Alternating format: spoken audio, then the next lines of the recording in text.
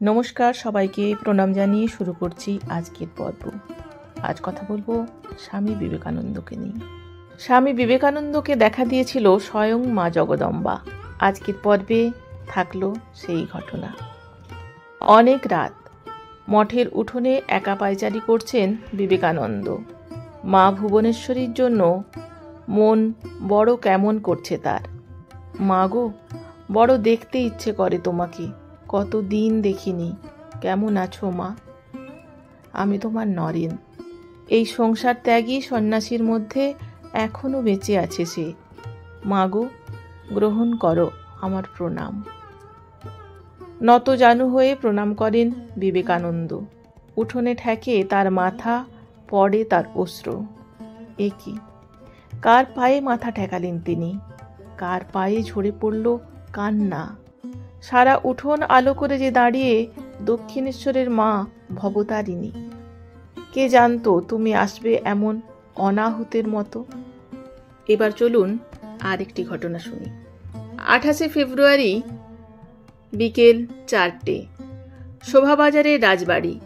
রাজা রাধাকান্ত দেবের সেই প্রাসাদের সেই বিশাল উঠোন। রাজা একটি রূপোর পাত্রে মানপত্র তুলে দিলেন স্বামীজির হাতে। অবশেষে বিবেকানন্দের বলবার পালা এলো। কিন্তু কি বলবেন তিনি? এতদিন বাদে দেশে ফিরে এসে যেন ভেবে পাচ্ছেন না ঠিক। স্বয়ং বিবেকানন্দ ভাষাহারা, এতটাই আপ্লুত তিনি। উঠোনে মানুষ, বারান্দায় মানুষ, একেবারে ভিড়ে ঠাসা। তার চোখের সামনে হাজার হাজার মানুষের মাঝখানে উনি কে? ভগবান পরমহংসদেব। বল নরেন, যে কথাটি তোর মনে আসছে সেই কথাটি বল। অন্তরে শুনতে পেলেন বিবেকানন্দ। তিনি বলতে শুরু করলেন। তার গাল বেয়ে নামছে অশ্রুধারা। মানুষের জয়ধ্বনিতে যেন কলকাতা তোলপাড়। বিবেকানন্দ বলতে লাগলেন, যা কিছু দুর্বল, যা কিছু দোষমুক্ত, সবই আমার। যা কিছু পবিত্র, যা কিছু বলপ্রদ, সকলেই তার প্রেরণা। আমি তাকে স্বচক্ষে দেখেছি। তার ছায়ায় আমি বাস করছি। তার পদতলে বসে আমি সব শিখেছি। আমার মতে আর কোনো মহাপুরুষের জীবন এমন উজ্জ্বল ও মহিমান্বিত নয়। তিনি ছিলেন সুদূর গ্রামের দরিদ্র পিতামাতার সন্তান। এখন তিনি দেশে বিদেশে পূজিত।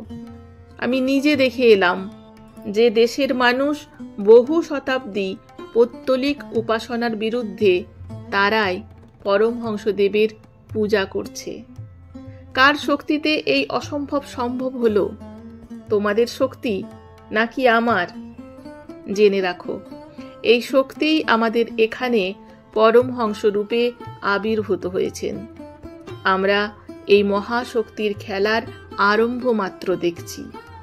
আমি বলে যাচ্ছি, একদিন এই অতি আশ্চর্য শক্তির খেলা তোমরা প্রত্যক্ষ করবে। আমাকে দেখে বিচার করো না। আমি যদি শত শত জীবন ধরে চেষ্টা করি, তথাপি তিনি যথার্থ যা ছিলেন তার কোটি ভাগের এক ভাগেরও তুল্য হতে পারবো না। বিবেকানন্দ আরও বললেন জ্বালাময়ী বাণী। তিনি বলছেন, মনে রেখো, ভারতের মেরুদণ্ড রাজনীতি নয়, ভারতের মেরুদণ্ড যুদ্ধ নয়, ভারতের মেরুদণ্ড বাণিজ্য নয়, ভারতের মেরুদণ্ড যন্ত্রবিজ্ঞান নয়, ভারতের মেরুদণ্ড ধর্ম, কেবল ধর্ম। ধর্মের প্রাধান্য ভারতে চিরকাল। আমি বিশ্বাস করি এই অতি প্রাচীন মহান জাতি এখনো জীবিত। আমি বিশ্বাস করি সমস্ত পৃথিবী আধ্যাত্মিকতার জন্য।